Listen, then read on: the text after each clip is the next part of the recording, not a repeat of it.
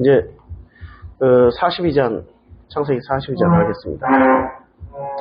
창세기 42장에 이제 42장 내용하고 42장부터는 41장하고 47장 사이에 끼어 있는 낀 본문이라고 그랬죠. 삽입 스토리예요. 삽입. 끼어 있는 스토리예요. 그래서 그때 그 야곱이 이제 이때 끼어 있는 내용의 핵심은 야곱 패밀리 얘기예요. 야곱의 이야기. 그러면은 41장과 이제 써놔야 되겠다. 여기 메모장에다 쓰면서 해야 되겠네. 41장과 47장 사이에서 7장 사이에 왜 도대체 야곱 가족 이야기를 넣었을까? 왜 가족 이야기가 삽입이 되었을까? 이제 우리가 그 전체적인 내용은 이거란 말이에요. 지금 아브라함, 이삭, 야곱을 선택해가지고 아브라함, 이삭, 야곱을 선택해서 어떻게 이 바뀌기 힘든 사람들이 어떻게 하나님의 은혜로 바뀌어가나? 그러니까 사람이 바뀐다. 이거 가능한 얘기입니까? 보통 사람은 절대 안 바뀐다고 그래요. 고쳐 쓰는 것도 아니라고 그래. 개새끼나 짐승 새끼는 밥 주는 주인에게 충성은 하지만 사람 새끼는 아무리 밥을 줘도 결국엔 배신한다. 고쳐 쓰는 것도 아니다. 별별 말 다 있잖아. 그런데 성경의 시작. 그러니까 창세기 1장부터 11장까지는 개인에 대한 특징이 없어요.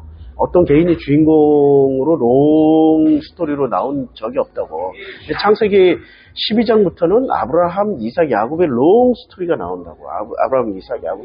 롱 스토리의 핵심이 뭐냐. 이 모든 믿음의 조상, 아브라함, 이삭, 야곱의 롱 스토리의 길고 긴 스토리의 핵심이 뭐냐면 이 스토리의 핵심은 결국에는 사람은 바뀐다야. 이걸 말하기 위해서 하는 거야. 근데 사람이 바뀌어요. 근데 바뀌는데 누가 바꾸냐 이거야. 사람이 사람을 바꿉니까? 아니면 하나님이 사람을 바꿉니까? 예, 하나님이 누구를 바꿔요? 아브라함, 이삭, 야곱 사람을 바꿔요. 그런데 이 패턴이 깨져요. 언제부터 깨져요? 아브라함, 이삭, 야곱 요게 3세대란 말이야. 요 3세대까지. 요 3세대까지는 요 핵심이에요. 하나님이 사람을 직접 바꿔요. 현실세계에 나타나든 꿈에 나타나든 말씀을 직접 음성을 들려주시든 간섭을 하든 여하튼 하나님이 직접 바꿔. 그런데 4세대인 대표적으로 요셉, 그 다음에 유다, 그 다음에 르벤, 시몬, 그리고 레위 그러니까 이런 그 4세대의 자녀들부터는 하나님이 바꿔요? 아니면 상황과 조건이 바꿔요? 네, 상황과 조건이 바뀌어요. 그러니까 하나님이 1, 2, 3세대에 아브라함, 이삭, 야곱 때 직접 나타나셨던 그 하나님이 이제는 상황과 조건을 통해서 바꾼다면은 상황과 조건이 어떤 역할을 하는 거예요? 하나님의 역할을 해요. 하나님 역할을 한다고. 이걸 상황과 조건이 하나님 역할을 하면은 이 상황과 조건은 결국엔 하나님이 상황과 조건을 만들어 가신다라는 거죠. 상황과 조건은 누가 만든다고요? 하나님 만든다. 이거 스피노자는 자연이 하나님이라고 했어요. 스피노자 아시죠? 스피노자 유대인이에요. 이 사람의 궁극적인 관심은 여호와는 누구냐 이거야. 엘로힘은 누구시냐 이런 거야. 그런데 결론은 어떻게 냈냐면은 상황과 조건을 확대 해석해서 이 자연 자체가 하나님이다. 이렇게 얘기를 했어요. 자연 자체가 하나님이다. 그러면 스피노자가 잘 본 거예요. 스피노자가 잘못 본 게 아니야. 잘 봤어. 자연 자체를 모든 천지 만물을 만드신 분이 하나님이시고 이 하나님이 만들어 놓은 이 천지 만물이 누구를 대신해서 사람들에게 끊임없이 메시지를 주고 사람들을 살게 해주고 사람들을 거듭나게 해줘요? 이 자연 질서가 하나님을 대신해서 그건 대단한 거란 말이에요. 그러면 이걸 좀 더 좁히면은 나에게 일어나고 있는 상황과 조건은 누가 지금 만들어 주시는 거냐? 하나님이다. 이거 말하는 거야. 상황과 조건이 지금 스피노자가 말하는 자연은 하나님이다라는 같은 개념으로 이해를 하시면은 아브라함, 이삭, 야곱 이 3세대까지는 사람을 바꾸는데 하나님이 직접 개입해서 바꾸셔요. 그런데 4세대인 요셉, 유다, 르우벤, 시몬, 이 대표적으로 이런 사람들로 언급됐을 뿐이지 12아들들의 그 모든 삶에 직접 개입하시고 함께 하시고 말씀 들려주시고 깨닫게 해주신 분은 하나님이 맞는데, 아브라함, 이삭, 야곱처럼 직접 나타나시고 꿈에 나타나시고 말씀해 주시고 역사하시고 하시는 것은 상황과 조건이라는 당신이 만드신 창조 질서를 가지고 하신다는 거예요. 그러니까 질서라는 게, 내가 지금 질서라는 게 하나의 시스템이라고. 질서하면은 단순히 오더, 영어로 오더, 어떤 순서로만 생각하지 말고 질서는 하나의 시스템이야. 시스템. 근데 이 시스템이 창조 질서가 있고요. 그 다음에 선악 질서가 있습니다. 그러면 하나님은 궁극적으로는 창조 질서를 만드신 분인데, 선악 질서는 누가 만들었어요? 하나님 만들었어요? 인간이 만들었어요? 선악과를 먹은 인간이 만들었다? 그러면 하나님이 궁극적으로 쓰시는 게 창조 질서를 가지고 쓰시지만 우선적으로 쓰시는 거는 우선적으로 선악 질서로 써요. 선악 질서를, 인간이 선택한 선악 질서로 쓰신다고. 근데 이 선악 질서는 어디로 들어가야 완성이 돼요? 창조 질서 안에서 이해가 되는 거야. 선악 질서를 가지고 선악 질서 안에서 이해를 하려고 그러면 절대 이해가 안 돼. 절대 이해를 할 수가 없어. 그러니까 선악 질서를 넘어서는 창조 질서 안에서만, 창조 질서라는 그 울타리 안으로 들어갈 때만 이해가 되는 거예요. 이게 굉장히 중요한 어떤 내용인데, 이걸 그림으로 그리면은, 그림인데 한번 그림으로 그려볼까요? 예, 그림으로 그려보면, 잠깐만요. 여기 펜 기능을 꺼내는 게 있는데, 아유, 내가 참 펜 기능을 잠깐 수동해놓고 여기 있다. 네.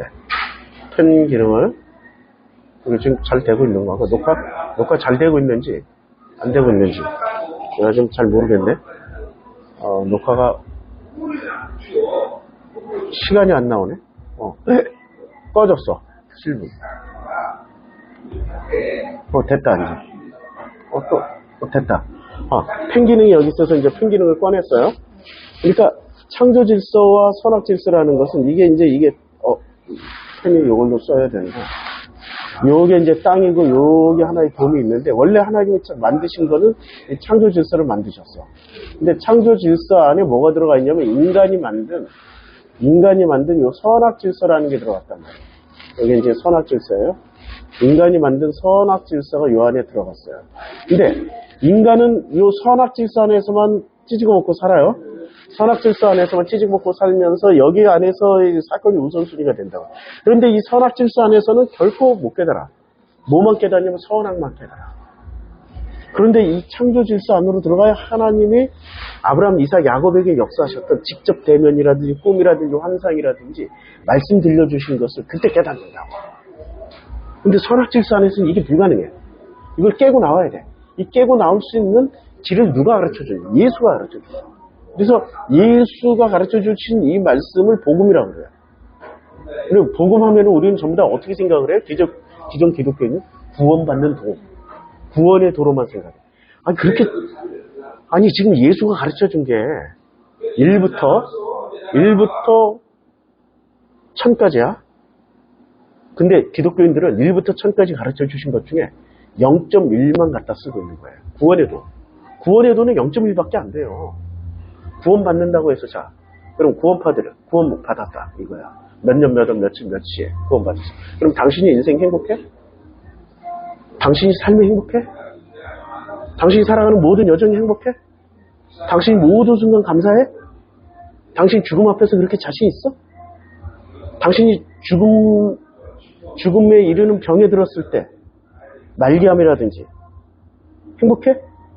당신 가족이 불의의 사고로 가장 불행한 일을 당했을 때 그때도 감사가 나올 수 있겠어? 아니 인간은 한대니까 어거지로 와서 하나님 감사해요 이러고 감사를 해. 진심이 아니라니까? 그거 어떻게 해결하냐고. 그래서 우리 스님들이 얘기했잖아.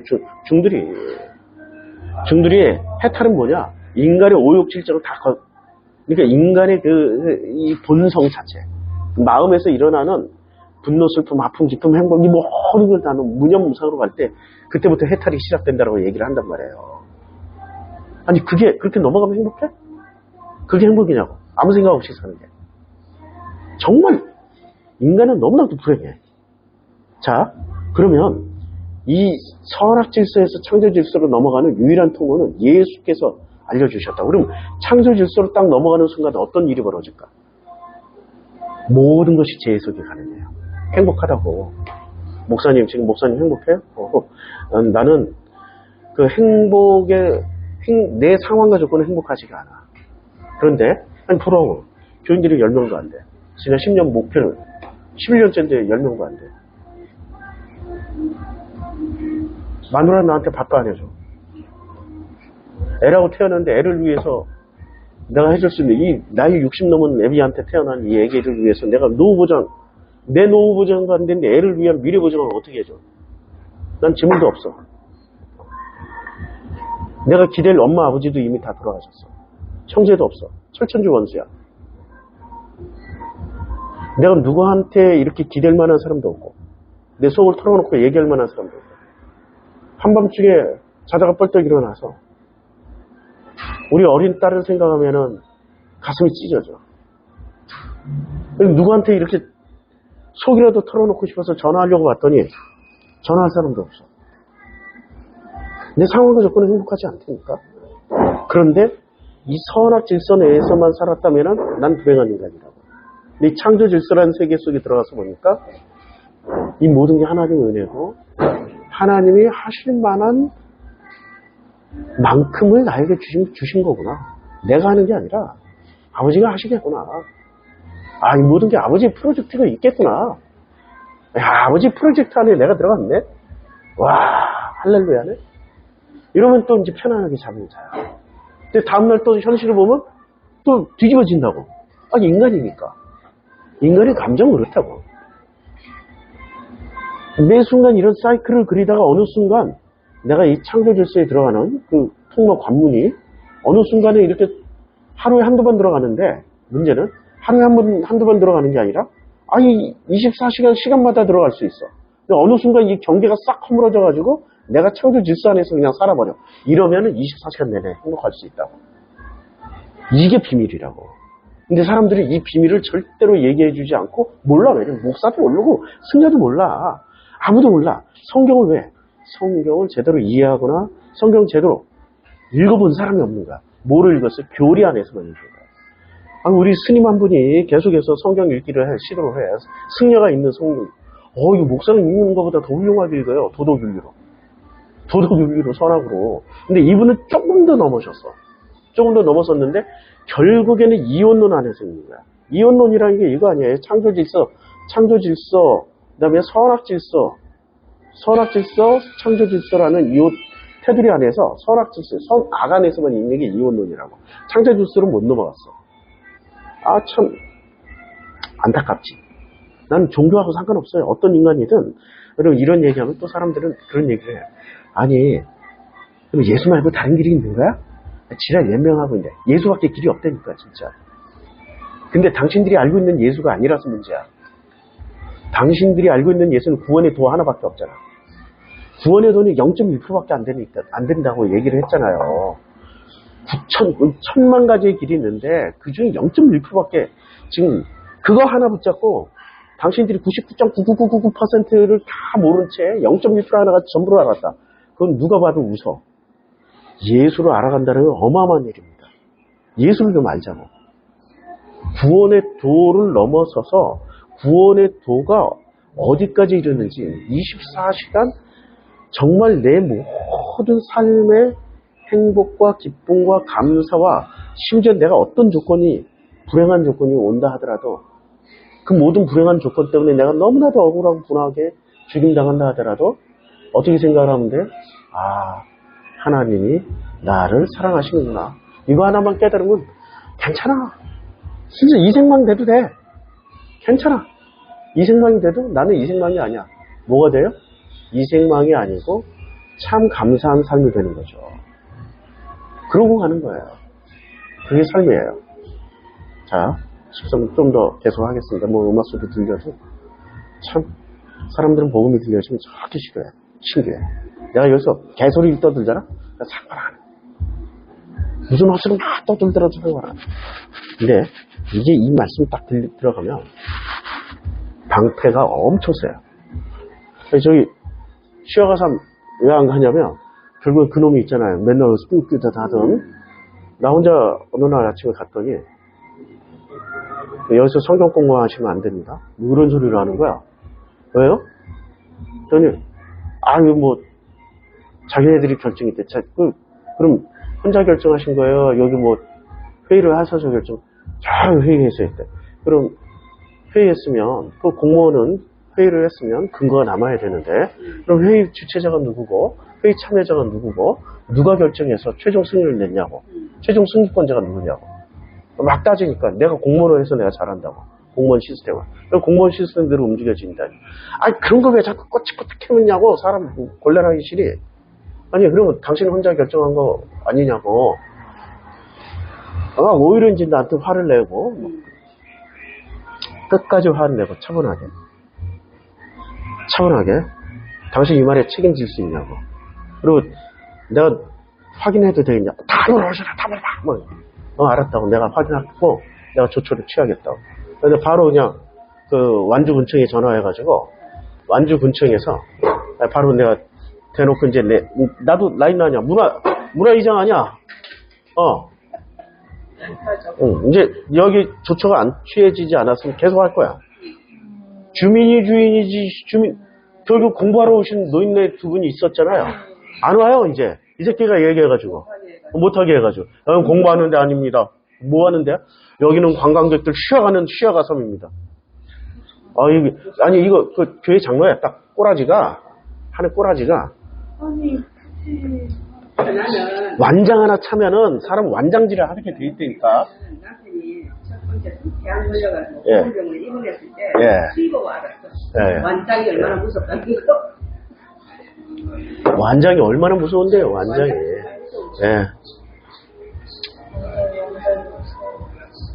이렇게 세계에서 제일 무서운 게 완장 찬 놈들이야. 그러니까 히틀러가 나치가 뭘 잘해줬냐 완장을 채워주기 시작하는 거야. 완장 찬 놈들이 제복 입고 완장 차잖아요. 그러면 뭐 사람 죽이는 거 아무것도 아니야. 완장 채워줘요. 그러니까 이 보수 권력일수록 완장질을 잘해요. 완장 잘 채워주고 완장질 하는 걸 보장을 해준다고. 그게 문제야. 자, 이제 또 계속 하겠습니다. 결국에는 이 선악 질서에서 창조 질서로 넘어간다라는 게 이 불가능에 가까운 일이지만 그러나 예수로 말미암아서 이게 가능해집니다. 예수로 말미암아서. 자, 잠깐만 이거 싹 지워야 돼 지금.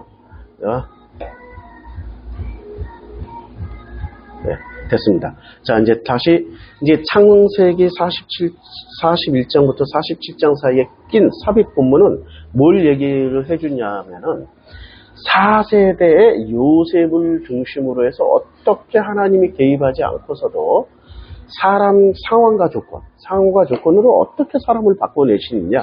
이제 이걸 말씀하시는 거예요. 그러니까 창세기 12장부터 40장까지는 하나님이 직접 개입해서 바꾸셨어. 그런데 42장부터는 하나님의 은혜가 상황과 조건으로 역사를 하게 된다는 얘기죠. 상황과 조건이 어떻게 바꿔내냐? 이제 그때 이제 1절. 그때 야곱이 애굽에 곡식이 있음을 보고 아들들에게 이르되 너희는 어째 서로 바라만 보고 있느냐? 이 상황을 읽어보니까 이제 굶어 죽기 일보 직전이 된 거야. 애굽에는 곡식이 있는데 아들들에게 너희는 어찌하여 서로 바라만 보고 있느냐. 야곱이. 그러니까 굶어 죽는다라는 거는 야곱만 굶어 죽는 게 아니라 아들들도 굶어 죽을 수 있잖아요. 근데 야곱은 어떻게 생각해요? 어찌 바라만 보고 있느냐. 기운이 빠졌어요? 기운이 넘쳐나요? 아직도 기운이 넘쳐나. 그냥 아들들이 스스로 알아서 배고프면 지들이 알아서 가져오겠거니 하지 않고 아직도 자기가 명령권자요, 통치권자요, 통수권자가 되어 있는 거야. 아니 아버지인데? 아버지라 당연한 거 아니야? 기독교인들 그렇게 생각하시지. 그러니까 당신들 자녀를 한번 보라고. 당신들이 통수권자요, 통치권자요, 명령권자가 아직도 그걸 당연하다고 생각하면 당신 자녀들이 살아있는지 아니면 병들어 있는지를 보시라고. 아주 건강하게 살아있는지. 마음 건강히. 자녀들에게 권력을 넘겨줘야지. 권력 받은 놈이 싱싱하게 잘 살아나는 거지. 권력이 없이 그냥 맨날 명령만 듣고 수동적으로 살면 그거 뭐 살 수 있겠어 그거? 못 살지. 이게 야곱이 변했어요 안 변했어요? 아직도 안 변한 거야 지금 이거 보면. 2절 야곱이 또 이르되 내가 들은즉 저 애굽에 곡식이 있다. 아니 이게 야곱만 들어요. 아들들은 왜 못 들어요? 아들도 지금 40, 50 다 됐는데 아들들 나이가 지금 40, 50 다 넘었다고. 지금 요셉이 30이 넘었잖아. 요셉은 한참 후에 났잖아. 그럼 아들들은 40이나 50이 넘었다고. 자, 곡식이 있다 하니 그러니까 40, 50 넘은 아들들에게 지금 무슨 짓을 하고 있는 거야. 너희는 그리로 가서 거기서 우리를 위하여 사오라. 우리를 위하여 사오라. 야, 우리를 좀 사다 줘도 아니고 어떻게 해? 사오라. 그러면 자 여기서 보면 아들들이 지금 아들들에게 권력이 없다는 얘기죠. 그럼 권력이 없다라는 거 뭐가 없는 거야? 돈이 없는 거야. 아니 12아들들이 돈을 잘 벌어서 아버지를 잘 섬기고 아버지를 위해서 열심히 뭐 가문을 일으키고 하면은 아버지가 이런 권력질을 할 수 있겠어? 모든 돈이 누구한테 있어요? 야곱한테 다 있는 거야. 아니 심지어는 그 세겜과 하물 집안을 다 털어가지고 어마어마한 재물을 가지고 나왔는데도 그 돈은 누구한테 가 있어요 결국에? 그 노략질까지 했잖아. 나오잖아요. 노략질까지 다 있잖아요. 세겜과 하물성을 다 노략질 다 했는데 어마어마한 재물을 노략질을 했는데도 불구하고 누가 부자야 지금? 아들들이 부자예요? 노략질한 아들들이 부자예요? 야곱이 부자야? 야곱이 부자다니까. 야곱이 부자야. 그리고 심지어는 이 전 본문을 찾아보면 다말 사건 때 유다는 어디서 살았어요? 아버지랑 분리해서 살았다고. 유다는. 근데 그 유다가 도로 어디로 기어 들어갔어요? 그때 유다는 며느리 보고 며느리를 통해서 또 자기가 해서 또 손자까지 낳았다고. 그럼 나이가 몇 살이야 도대체 나이가. 근데 그 유다도 도로 기어 들어갔어. 이렇게 자녀들이 독립을 해도 독립이 된다 안 된다. 그러니까 이 불행의 씨앗을 누가 뿌려놨냐고. 우리는 불행의 씨앗을 전부 다 저 자녀들이 어리석어서 그렇다고 생각하지만 자녀들의 어리석음은 부모로부터 대물림 되는 거야. 그걸 보고 얘기를 합시다. 자, 내가 들은즉 거기서 우리를 위해 사오라. 그러면 우리가 살고 죽지 아니하지. 아들 스스로 움직일 때까지 기다려주지 못하는. 그럼 나갔다니까. 내가 마누라 스스로 움직일 때 좀 기다려야 되는데 나도 못 배웠어. 내 모습이라니까. 이게 지금 야곱 모습에 내 모습이 들어가 있어서 한 가지 내가 좀 변명할 수 있는 거는 이런 거 깨달으라고. 내가 이 모습 다 가지고 있는 것을 어떻게 하겠어. 근데 이랬던 내가 야곱처럼 이랬던 내가 객관적으로 나를 인식할 수 있다. 이것만 해도 대단한 거 아니에요? 내가 지금 선악질서의 정점에 서 있는 사람이라고요. 그러니까 이 선악 시스템의 정점에 서 있는 사람. 왜 내가 나를 아니까? 소크라테스가 뭐라고 그랬어요? 너 자신을 알라. 소크라테스의 최고의 철학은 너 자신을 알라야. 너가 너 자신을 알면은 철학을 다 이룬 거야. 그럼 내가 나를 알고 있잖아. 그럼 철학을 다 이룬 거지. 그럼 철학을 이뤘으면 비트겐슈타인을 비판을 해보시고 그 다음에 구조주의 철학의 장단점을 얘기를 해보시고 이래야 그 선악 지식의 정점에 서 있는 게 아니라고. 간단해. 내가 나를 아는데.